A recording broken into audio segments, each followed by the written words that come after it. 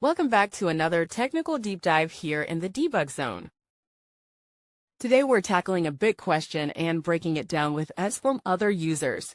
Hopefully this clears up some misconceptions and helps you get the answer you need. So buckle up, stay a little curious, and let's jump right in.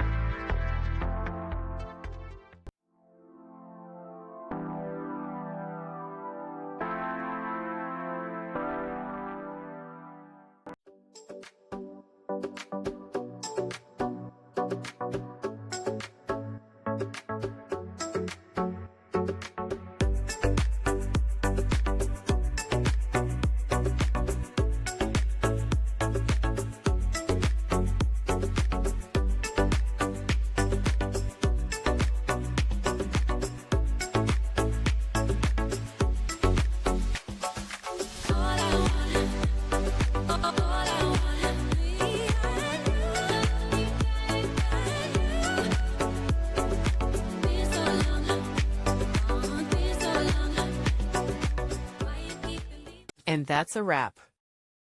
I hope you found the answer you were looking for. If you did, take a second to hit that subscribe button. It really helps out. And let me know in the comments which solution worked best for you. See you next time in the debug zone.